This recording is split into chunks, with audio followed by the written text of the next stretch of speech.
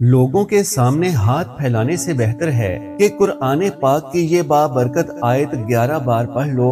उस शख्स की 11 नस्लें दौलत पर ऐश करती हैं जो फजर की नमाज के बाद 11 बार ये आयत पढ़ता है। बिस्मिल्लाहिर्रहमानिर्रहीम। नाज़रीन कराम, इस्लाम सच्चा दीन है और अल्लाह तबारक व तआला ने दुनिया जहान के तमाम खजाने हमारे प्यारे नबी आखिरुज़्ज़मा हजरत मोहम्मद मुस्तफ़ा सल्लल्लाहु अलैहि वसल्लम की झोली में डाल दिए और फरमाया कि जिसको जो चाहो दे दो। अल्लाह तबारक व तआला ने हमारे नबी करीम सल्लल्लाहु अलैहि वसल्लम को हौज़े कौसर का मालिक बना दिया और इसका इख्तियार आप सल्लल्लाहु अलैहि वसल्लम के सपुर्द फरमा दिया। हमारे प्यारे नबी सल्लल्लाहु अलैहि वसल्लम ने अपनी उम्मत पर खोल खोल कर अल्लाह के वाज़े अहकामात सुना दिए और फरमा दिया कि दौलत किस तरह और किन लोगों को मिलती है। अगर उम्मत नबी अकरम सल्लल्लाहु अलैहि वसल्लम के फरमान पर अमल करने लगे तो ये उम्मत इस दुनिया की सबसे अमीर तरीन उम्मत बन सकती है। नाज़रीन, अफसोस तो ये है कि इस उम्मत के लोग आज दर बदर मारे मारे फिरते हैं और दूसरों के सामने अपनी छोटी छोटी जरूरियात के लिए हाथ फैलाते हैं। आज की इस मालूमाती वीडियो में कुरान पाक की एक ऐसी आयत मुबारिका बताएंगे कि अगर कोई शख्स हर रोज इस आयत मुबारिका को फजर की नमाज के बाद 11 मरतबा पढ़ने का अपना मामूल बना लेता है तो दौलत, इज्जत, शोहरत ऐसे शख्स पर मेहरबान हो जाती है। उसकी 11 नस्लें भी बैठकर इस दौलत, इज्जत और शोहरत पर ऐश करें तो भी ये खत्म ना होगी इंशाअल्लाह।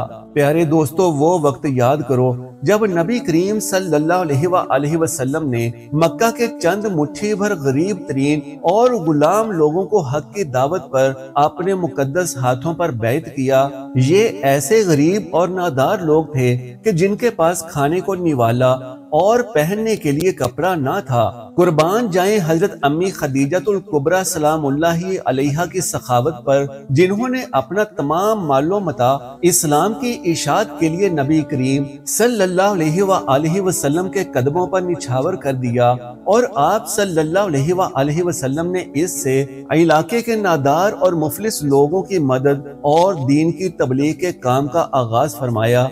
देखते ही देखते जब दीन की दावत मक्का से निकलकर मदीना तक फैली तो आप सल्लल्लाहु अलैहि वसल्लम उस वक्त तक अपना तमाम मालो मता दीन की इशाअत के लिए कुर्बान कर चुके थे। हालात ऐसे कशीदा थे कि खुद नबी करीम सल्लल्लाहु अलैहि वसल्लम के अपने घर में एक वक्त के खाने के लिए चंद निवाले भी मुयस्सर ना होते थे। फिर अल्लाह सुब्हानहू व तआला ने नबी रहमत सल्लल्लाहु अलैहि वसल्लम को अपनी रहमतों के ऐसे दरिया इनायत फरमाए कि देखते ही देखते चंद ही सालों में उम्मत मुस्लिमा इतनी मालदार हो गई कि हजरत उमर फारूक, उस्मान गनी, मौला अली अलैहिस्सलाम और आपके बाद आने वाले अदवार में उम्मत के पास इस कदर वसी और अरीज खजानों के अंबार थे कि मुसलमान दूसरी अकवाम की मदद करने वाले थे, उनकी दाद रसी करने वाले थे। दूसरी अकवाम को रुपए, पैसे, अनाज और गल्ले के अलावा जिस भी चीज की जरूरत होती, मुसलमान हाकिम उनकी जरूरत को पूरा करने में पेश होते। इस्लामी सल्तनत पर अल्लाह की ऐसी बेशबहा अनायतें और नेमतें बरसी के आज 14 सदियां गुजरने के बाद भी तुर्क, उमवी सल्तनत और अरब की रियासतें पूरी दुनिया में मालो दौलत में सबसे आगे हैं। याद करो उस वक्त को जब गज़वा बदर में मुसलमानों की ज़बूं हाली और मुफलिसी देखी ना जाती थी। याद रहे कि गज़वा बदर सबसे पहला मार्का हक व बातल था जो मुट्ठी भर मुफलिस मुसलमानों और मालदार अहले कुरैश के मगरूर और शरपसंद सरदारों के दरमियान पेश आया। हिजरत के दूसरे साल 17 रमजानुल मुबारक को गज़वा बदर का वाक़या पेश आया। इसको गज़वा बदर उज़्मा और गज़वा बदर कुबरा भी कहते हैं। बदर एक ऐसी बस्ती का नाम है जो मदीना मुनव्वरा से करीबन 120 किलोमीटर के फासले पर है। ये बस्ती बदर बिन हारिस से मंसूब है जिसने यहाँ कुआं खोदा था। یا بدر بن مخلد بن نصر بن کنانہ سے منسوب و مشہور ہے جس نے اپنی جگہ پڑاؤ کیا تھا۔ بعض کہتے ہیں وہاں ایک بوڑھا شخص مدتوں سے رہتا تھا جس کا نام بدر تھا، اس بنا پر اس بستی کو اسی کے نام سے منسوب کر دیا گیا تھا۔ پیر نصیر الدین نصیر رحمت اللہ علیہ بیان فرماتے ہیں کہ غزوہ بدر یعنی غزوۃ البدر الکبریٰ و بدر القتال و یوم الفرقان 17 رمضان 2 ہجری بمطابق 13 مارچ 624 عیسوی کو آن حضرت محمد صلی اللہ علیہ وآلہ وسلم کی قیادت میں مسلمانوں اور ابو جہل کی قیادت میں مکہ کے قبیلہ قریش اور دیگر عربوں کے درمیان میں مدینہ میں جنوب مغرب میں بدر نامی مقام پر ہوا۔ اسے غزوہ بدر کبریٰ بھی کہتے ہیں۔ حضرت انس رضی اللہ تعالیٰ عنہ فرماتے ہیں کہ غزوہ بدر کے شروع ہونے سے پیشتر حضور پر نور صلی اللہ علیہ وآلہ وسلم نے شیطانی فوج کے مردوں کے مرنے کے مقامات پر نشان لگائے۔ نبی کریم صلی اللہ علیہ وآلہ وسلم نے فرمایا کہ یہ فلاں کافر کے مرنے کی جگہ ہے، اور اپنا نورانی دست مبارک اس جگہ زمین پر رکھا، اور یہ فلاں مردود کے گرنے اور مرنے کی جگہ ہے۔ حضرت انس رضی اللہ تعالیٰ عنہ فرماتے ہیں کہ پھر جہاں آپ صلی اللہ علیہ وآلہ وسلم نے ہاتھ رکھا تھا اس سے ذرا بھی فرق نہ ہوا، اور ہر کافر اسی جگہ مرا۔ اللہ اکبر کبیرہ۔ یہ روایت مسلم، ابو داؤد، السنن الکبریٰ للبیہقی اور دیگر کتب احادیث میں موجود ہے۔ رات بھر قریشی لشکر عیاشی و بدمستی کا شکار رہا۔ اللہ کے نبی صلی اللہ علیہ وآلہ وسلم نے بارگاہ ربوبیت کے حضور آہو زاری میں وہ رات گزاری اور قادر مطلق نے فتح کی بشارت دے دی۔ قریش مکہ چونکہ پہلے پہنچ گئے تھے اس لیے انہوں نے مناسب مقامات پر قبضہ کر لیا، بخلاف اس کے کہ مسلمانوں کی طرف چشمہ یا کنواں تک نہ تھا۔ مسلمانوں کی مفلسی کا عالم یہ تھا کہ جس مقام پر مسلمانوں کی مٹھی بھر فوج کو جگہ ملی وہ زمین ایسی ریتلی تھی کہ اونٹوں کے پاؤں ریتلی زمین میں دھنس جاتے تھے۔ خشک اور ریتلی زمین 313 مسلمانوں کے لشکر کی حرکت کے سبب ایسی گرد آلود تھی کہ اپنی ہی سپاہ کی نقل و حرکت کا اندازہ نہ ہوتا تھا۔ پھر تائید ایزدی اور رحمت الہی عز و جل سے وہاں پر ایسا رحمت والا می برس گیا جس سے گرد جم گئی، اور نبی صلی اللہ علیہ وآلہ وسلم کے حکم کے مطابق جا بجا پانی کو روک کر چھوٹے چھوٹے حوض بنا لیے گئے۔ پوری وادی جل تھل ہو گئی، سب پانی سے سیراب ہوئے، غسل کیا، وضو کیا، اپنے تمام اونٹوں کو پانی پلایا اور مشکیزیں بھر کر رکھ لیے۔ ریگزار مضبوط اور سخت ہو گئی، کفار کی زمین میں کیچڑ ہو گیا۔ اس قدرتی احسان کا رب کریم نے قرآن مجید میں اس طرح ذکر فرمایا، اور آسمان سے پانی اتارا کہ تمہیں اس سے ستھرا کرے، اور شیطان کی ناپاکی تم سے دور فرمائے، اور تمہارے دلوں کی ڈھارس بندھائے، اور اس سے تمہارے قدم جمائے۔ بحوالہ سورۃ الانفال آیت نمبر 11۔ حضور نبی کریم صلی اللہ علیہ وآلہ وسلم کے دست اقدس میں ایک تیر تھا، اس کے اشارے سے آپ صلی اللہ علیہ وآلہ وسلم مجاہدین کی صفیں قائم فرما رہے تھے۔ مہاجرین کا علم حضرت مصعب بن عمیر کو، خزرج کے علم بردار حباب بن منظر اور اوس کے علم بردار سعد بن معاذ مقرر فرمائے۔ چنانچہ لشکر اسلام کے صف آرائی ہوئی اور مشرکین مکہ بھی مقابل میں صفیں باندھے کھڑے تھے۔ حضور سید دو عالم صلی اللہ علیہ وآلہ وسلم نے میدان بدر میں اپنے جان نثار سپاہیوں کو دیکھا اور ان کی قلیل تعداد مفلسی اور بے سر و سامانی کو بھی دیکھا تو بارگاہ خدا بندی میں یوں التجا کی، اے اللہ تو نے مجھ سے جو وعدہ فرمایا ہے وہ پورا فرما۔ اے اللہ اگر آج یہ مٹھی بھر نفوس ہلاک ہو گئے تو پھر قیامت تک روئے زمین پر تیری عبادت کرنے والا کوئی نہیں رہے گا۔ یہ حدیث صحیح بخاری، مسلم، ترمذی، مسند امام احمد و دیگر کتب احادیث میں دستیاب ہے، جبکہ ابن اسحاق کی روایت میں ہے کہ جب قریش مکہ کے کافر سامنے آئے تو آپ صلی اللہ علیہ وآلہ وسلم نے یوں دعا فرمائی، اے میرے اللہ تعالیٰ یہ قریش کے لوگ بڑے غرور اور فخر کے ساتھ پیغمبر سے لڑنے اور جھٹلانے کو آ رہے ہیں، اپنی مدد بھیج جس کا تو نے وعدہ فرمایا ہے۔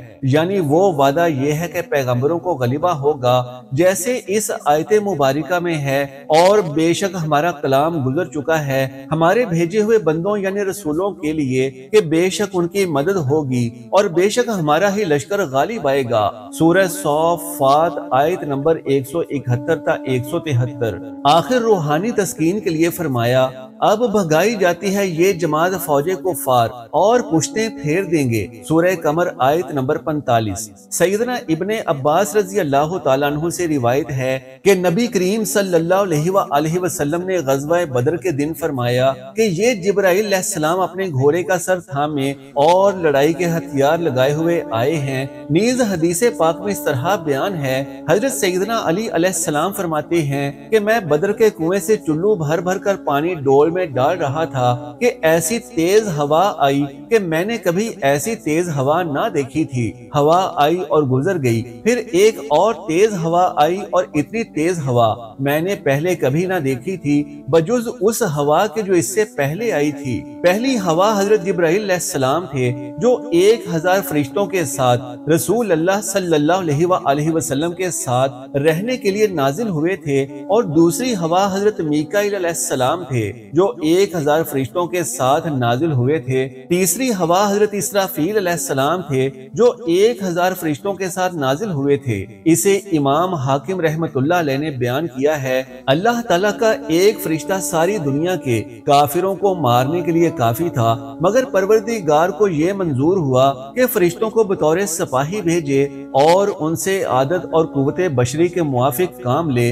حضرت رفاعہ بن رافع رضی اللہ تعالی عنہ جو بدری صحابہ کرام رضوان اللہ عنہم اجمعین میں سے ہیں، انہوں نے فرمایا کہ حضرت جبرائیل علیہ السلام نبی کریم صلی اللہ علیہ وآلہ وسلم کی بارگاہ میں حاضر ہوئے، عرض کرنے لگے آپ بدر والوں کو کیسا شمار کرتے ہیں؟ یعنی آپ کے وہ صحابہ جنہوں نے بدر کی جنگ میں شرکت کی تھی، آپ کی نظر میں ان کی کیا اہمیت ہے؟ تو آپ صلی اللہ علیہ وآلہ وسلم نے فرمایا سب مسلمانوں سے افضل ہیں، یا اس جیسا کلمہ ارشاد فرمایا۔ حضرت جبرائیل علیہ السلام نے فرمایا اسی طرح جو فرشتے بدر کی جنگ میں شریک ہوئے وہ بھی سب فرشتوں سے افضل ہیں۔ یہ حدیث بخاری شریف سے لی گئی ہے۔ اگرچہ فرشتے اور غزوات اور جنگوں میں بھی اترتے تھے، مگر بدر میں فرشتوں نے لڑائی بھی کی۔ حضرت امام بہقی نے روایت بیان کی کہ فرشتوں کی مار پہچانی جاتی تھی، گردن پر چوٹ آگ کا سا داغ۔ حضرت جبیر بن مطعم رضی اللہ تعالیٰ عنہ سے مروی ہے کہ بدر کے دن میں نے کافروں کی شکست سے پہلے آسمان سے کالی کالی چیونٹیاں اترتی دیکھی، یہ فرشتے تھے۔ ان کے اترتے ہی فوراً کافروں کو شکست ہوئی۔ ایک روایت میں ہے کہ میں کافر مارنے کو جا رہا تھا، اتنے میں آسمان سے ایک کوڑے کی آواز سنی، کوئی کہہ رہا ہے اے خیز دم آگے بڑھ، اور پھر وہ کافر مر کر گر پڑا۔ جبکہ اللہ سبحانہ و تعالیٰ نے قرآن مقدس میں اس جنگ کی منظر کشی ان الفاظ میں فرمائی ہے، دونوں فوجیں آمنے سامنے مقابل ہیں، حق و باطل، کفر و اسلام، نور و ظلمت، نیکی و بدی اور خیر و شر، بے شک تمہارے لیے نشانی تھی دو گروہوں کی جو آپس میں لڑ پڑے، ایک جتھا اللہ تعالیٰ کی راہ میں لڑتا اور دوسرا کفر کی۔ مسلمانوں نے جو آنکھوں دیکھا اپنے سے دو گنا سمجھیں۔ سورہ آل عمران آیت نمبر 13۔ اس میدان بدر میں ابو جہل کے علاوہ امیہ بن خلف جس نے حضرت بلال پر بے پناہ ظلم ڈھائے تھے، اور ابو بختری جیسے اہم سرداران قریش بھی مارے گئے، اور یہ مغرور لشکر میدان چھوڑ کر بھاگ کھڑا ہوا۔ اللہ سبحانہ و تعالیٰ نے اسلام کو فتح دی تھی، اور دنیا نے دیکھ لیا کہ فتح و شکست میں مادی قوت سے زیادہ روحانی قوت کا دخل ہوتا ہے۔ مسلمانوں کے کل 14 آدمی شہید ہوئے، اس کے مقابلے میں قریش کے 70 آدمی مارے گئے، جن میں سے 36 حضرت مولا علی کرم اللہ وجہ الکریم کے ہاتھوں قتل ہوئے، 70 سے زیادہ گرفتار ہوئے۔ قریشی مقتولین میں سے ان کے تقریباً تمام نامور سردار شامل تھے، اور گرفتار ہونے والے بھی ان کے معززین میں سے تھے، مثلا حضرت عباس ابن عبد المطلب حضور کے چچا، عقیل ابن ابی طالب، اسود ابن عامر، سہیل بن عمرو اور عبداللہ بن زامہ وغیرہ۔ غزوہ بدر کے اثرات یہ مرتب ہوئے کہ جنگ بدر حق و باطل کے درمیان میں فیصلہ کن معرکہ تھا۔ اس کی اہمیت و اثرات کا اندازہ مندرجہ ذیل امور سے ہو سکتا ہے۔ نمبر 1، قریش کے غرور کا سر نیچا ہوا۔ میدان بدر میں آنے والے قریشی لشکر کی حالت یہ تھی کہ وہ اکڑتا ہوا اور لوگوں کو نمائش کرتا ہوا بڑھ رہا تھا۔ ان کا ارادہ تھا کہ بدر میں لگنے والے میلے میں لوگ ہماری قوت دیکھیں گے تو پورے عرب پر ہمارا رعب طاری ہو جائے گا، لیکن جنگ نے غرور کا سر نیچا کر دیا۔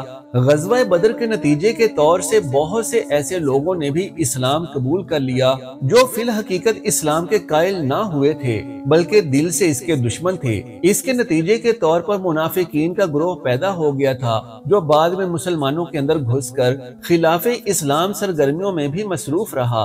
ان میں سے عبداللہ بن ابی، جسے رئیس المنافقین بھی کہا جاتا ہے، نے بھی جنگ بدر کے بعد مسلمان ہونے کا اعلان کر دیا۔ قریش مکہ کے بڑے بڑے سردار اس جنگ میں مارے گئے، صرف ابو سفیان بچا تھا جو اس جنگ میں شریک نہیں ہوا تھا، اس لیے قریش کی قیادت ابو سفیان کے ہاتھوں میں آ گئی۔ بنو امیہ کے اقتدار کی جدوجہد کے پس منظر میں ابو سفیان کو بڑا دخل حاصل تھا۔ مکہ پہنچ کر ابو سفیان اور اس کی بیوی ہندہ نے انتقامی جذبات کو بھڑکایا اور مدینہ پر از سر نو دوسرے حملے کے منصوبے بنانے شروع کر دیے، اور اس کے بعد اسلام کے خلاف تمام جنگوں میں کفار مکہ کی قیادت اس نے کی۔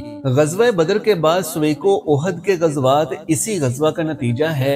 اس میں قریش نے اپنے مقتولین کا بدلہ لینے کے لیے مدینہ پر حملے کیے۔ بہرحال جنگ بدر کا خاتمہ اسلام اور مسلمانوں کی فتح و کامرانی کے ساتھ ہوا۔ اسلامی تاریخ کی مقبول ترین جنگ مسلمانوں کو یہ پیغام دیتی ہے کہ فتح و شکست کا دار و مدار انسانی وسائل پر نہیں بلکہ اللہ تعالیٰ پر یقین محکم سے ہوتا ہے، اور جنگ کے بعد جس طرح سے اللہ سبحانہ و تعالیٰ نے مسلمانوں پر اپنی رحمتوں اور برکتوں کا نزول فرمایا، وہ بھی اپنی مثال آپ ہے۔ اللہ سبحانہ و تعالیٰ نے قرآن حکیم کی صورت میں مسلمانوں کو اس جہاں کا سب سے قیمتی علم عطا فرمایا جس میں تمام روئے زمین پر بسنے والے انسانوں کے قیامت تک کے لیے تمام مسائل کا حل دستیاب فرما دیا گیا ہے۔ ضرورت اس امر کی ہے کہ قرآن کو اپنی روزمرہ کی زندگی میں شامل کر لیا جائے۔ اس ویڈیو میں ایک ایسی بابرکت آیت مبارکہ بتا رہے ہیں کہ جو شخص ہر روز اس آیت کو فجر یا عشاء کی نماز کے بعد 11 مرتبہ پڑھ لیتا ہے تو اللہ تعالیٰ اس کی رزق کی تنگی کو دور فرما دیتا ہے۔ جو شخص روزانہ بلا ناغہ یہ عمل کرتا ہے تو نہ صرف اس پر بلکہ اس کی نسلوں پر بھی اللہ سبحانہ و تعالیٰ رزق کی تنگی کے دروازے بند فرما دیتا ہے، اور اللہ اس کو وسیع اور کشادہ رزق عطا فرما دیتا ہے، اتنا وسیع کہ اگر وہ دوسروں کو بھی بانٹے تو بھی اس کے پاس رزق کبھی ختم نہیں ہوتا۔ فجر یا عشاء کی نماز کے بعد سب سے پہلے 11 مرتبہ درود پاک پڑھ لیں، اور یاد رہے کہ درود پاک کوئی سا بھی پڑھ سکتے ہیں۔ اس کے بعد یہ آیت پڑھیں، اللہ یبسط الرزق لمن یشاء من عبادہ ویقدر لہ ان اللہ بکل شیء علیم۔ اس آیت کو 11 مرتبہ پڑھنے کے بعد آخر میں پھر سے 11 بار وہی والا درود پاک پڑھ لینا ہے جو پہلے پڑھا تھا۔ اس کے بعد اپنے، اپنی اولاد اور اپنی آنے والی نسلوں کے لیے رزق میں وسعت اور کشادگی کی دعا کرنے سے اللہ سبحانہ و تعالیٰ غیب کے خزانوں کے منہ کھول دے گا انشاءاللہ، اتنا عطا فرمائے گا کہ کبھی روپے اور پیسے کی کمی نہ ہوگی۔ اللہ تبارک و تعالیٰ سے دعا ہے کہ تمام مفلس اور نادار مسلمانوں کی اپنے غیب کے خزانوں سے مدد فرمائے، آمین۔ محترم ناظرین، آخر میں درخواست ہے کہ اللہ سبحانہ و تعالیٰ کے ایک عظیم نام ثواب کی نیت سے نیچے کمنٹ باکس میں ضرور تحریر فرما دیجئے، جزاک اللہ خیرن کثیرا۔ اللہ ہم سب کا حامی و ناصر ہو۔